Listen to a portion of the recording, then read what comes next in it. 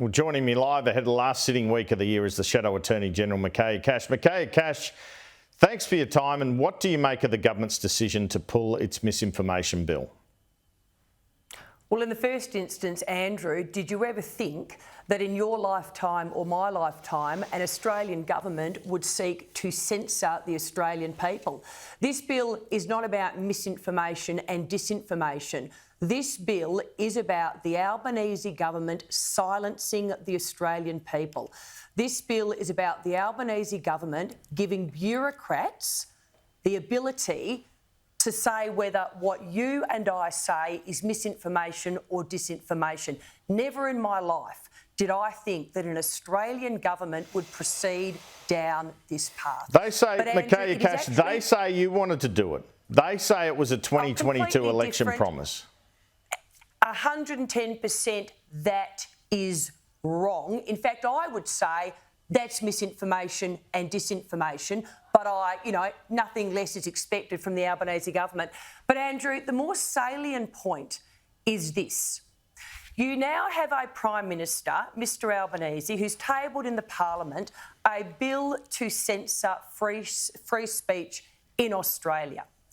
He can't get the numbers to ram it through the Senate next week, but Australians need to understand every Labor Party member in the House of Representatives voted for this bill. The only reason the Australian Greens are not providing their support to Mr Albanese is because they think, Andrew, the bill does not go far enough. They want even further censorship of the Australian people. But how did Michaelia Cash, how did your proposal differ? You say they're 110% wrong. Yeah. Yours was very different. So how was your proposal going to be different? Well, in the first instance, we never sought to censor the Australian people. Our bill was very much focused on working with the media companies to ensure that they had better practices in place when it came to the type of information that they allowed on their sites. But Andrew, I just want to be clear on one thing, because Australians are about to go to a federal election and they need to understand, whilst the bill has been pulled this week from the Senate, all credible commentators are saying Australia is heading for a minority government, and that could well be a minority government with Labor and the Greens. Can you honestly imagine the Greens and the demands they would place upon Mr Albanese in relation to the type of censorship bill they want to see going through the Australian Parliament? And so why, yes, this week Australians have a reprieve from the censorship of free speech in this country, we have a Prime Minister who's nailed his colours to the mast. He believes in censorship, but what is worse, if in a minority government with the Australian Greens and some of the Teals, Kate Chaney, member for Curtin, she voted to censor the people of Curtin and the Australian people. I can't even begin to imagine the deal that would have to be done to keep the Australian Greens happy. Do you think the WA election is going to be moved? Oh, well, I have to say, wasn't that an interesting conversation? So Roger Cook, the WA Premier, comes out and bells the cat in relation to Mr Albanese. He says, Mr Albanese, the Prime Minister of Australia, has asked me to seek advice as to whether or not I can move our fixed term election. Mr Albanese does an interview, Andrew, and he says, well, no, I never had such a conversation. In the second interview, he had to clean up that mess because he'd actually misled the Western Australian people, but more than that, the Australian people. So Mr Albanese cannot be trusted. The Western Australian election date is March the 8th.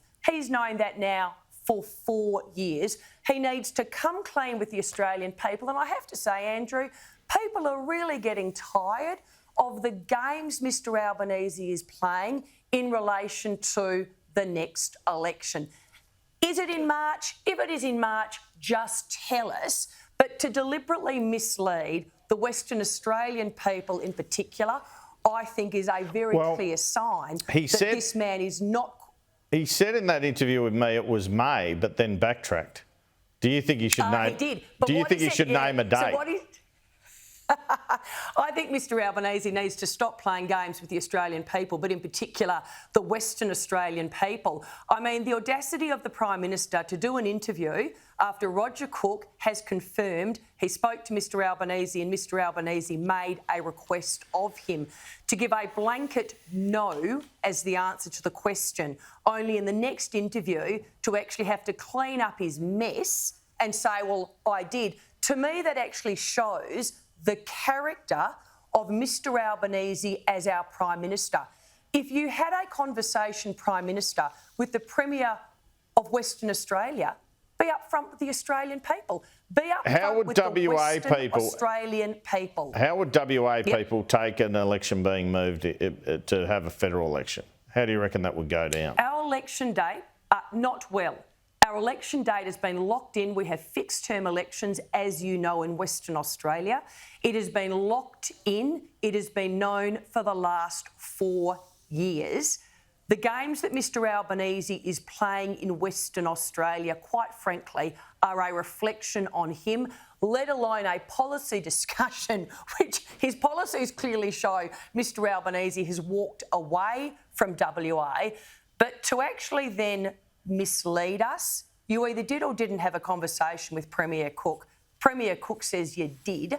Quite frankly, it is a reflection on Mr Albanese's character as our Prime Minister that he couldn't say that in his first interview. Western Australians should bear that in mind when they're voting at the next federal election. Let's talk about the Bali Nine. You're a former Attorney-General. Yeah. What's your reaction to Anthony Albanese asking for their release and that apparently about to occur? Well, given it is such a significant decision, I think it's almost inexplicable that Mr Albanese has not stood up in front of the Australian people and explained exactly what he has done. As at this morning, the Australian people, despite all the news reports, are in the dark.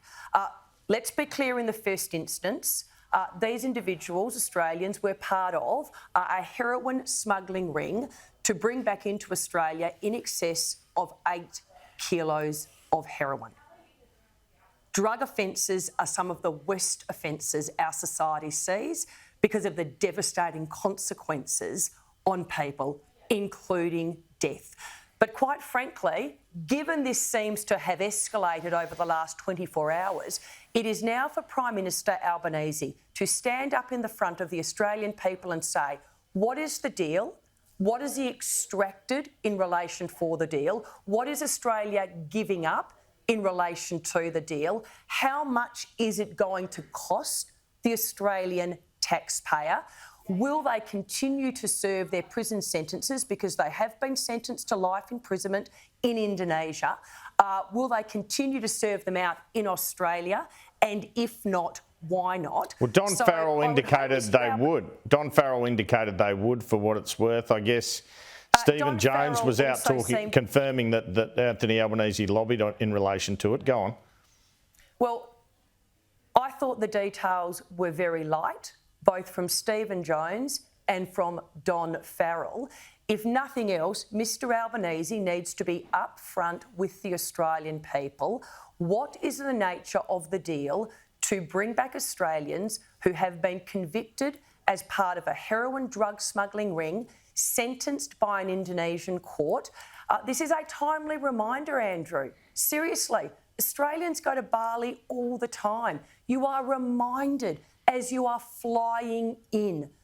Indonesia has the death penalty for drugs. All right, they have severe penalties. Do you think they should be left there in jail? But it's for Mr Albanese, hold on, it is for Mr Albanese to explain to the Australian people. He's advocated on their behalf. He has allegedly done this deal.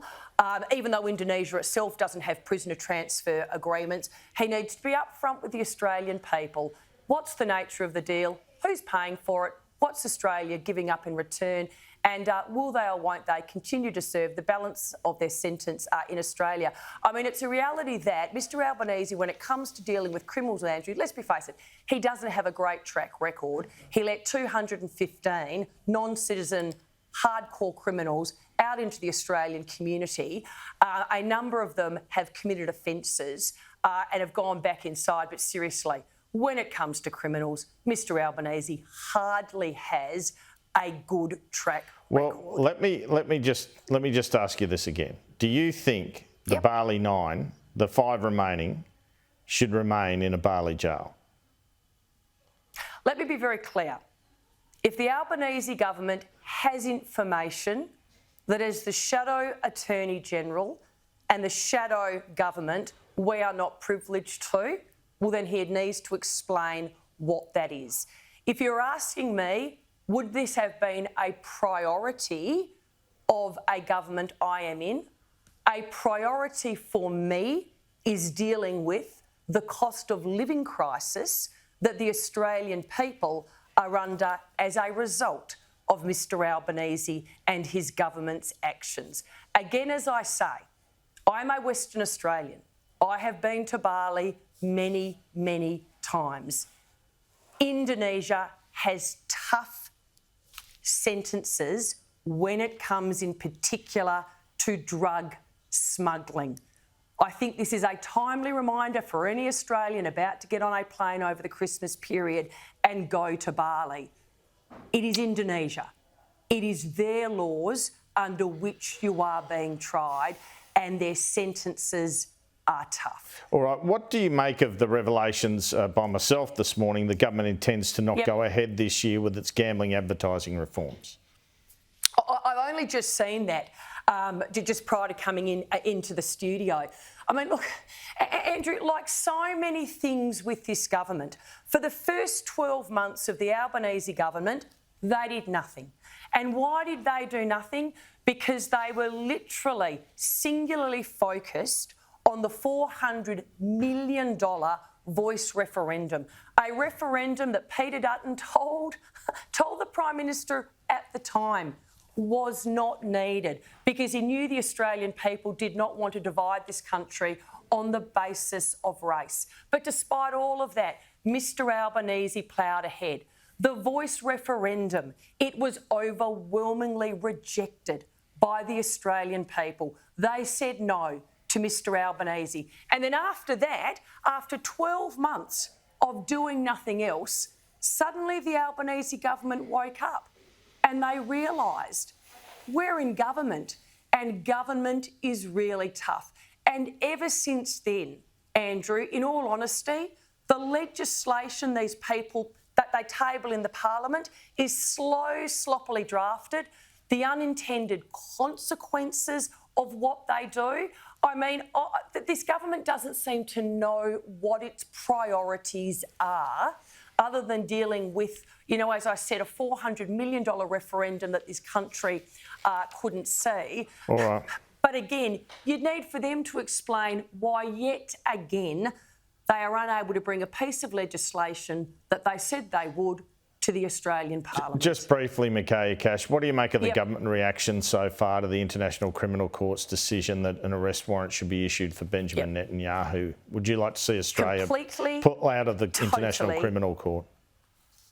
No. In relation to the reaction, completely, totally and utterly shameful. And yet again, Australia is at odds with our greatest ally and security partner in the United States of America. President Biden's statement, Andrew, short and simple. It is utterly outrageous, the issuing of the warrants, and there is no moral equivalent between Israeli leaders and Hamas terrorists. Should Australia pull out of the court? Should Australia pull out of the court? We can't rule that out now, and certainly given the actions of the ICC, we certainly do have grounds now to reconsider our membership of the organisation. But very quickly, Anthony Albanese, Penny Wong, pick up the phone to Prime Minister Netanyahu and tell him that he is welcome in Australia any time and that we stand with Israel, not with the Hamas terrorists. Their response is weak, but more than that, to yet again put us at odds with our greatest ally and security partner, the United States of America, should disturb all Australians, Andrew. Michaelia Cash, thanks so much for your time. Great to be with you.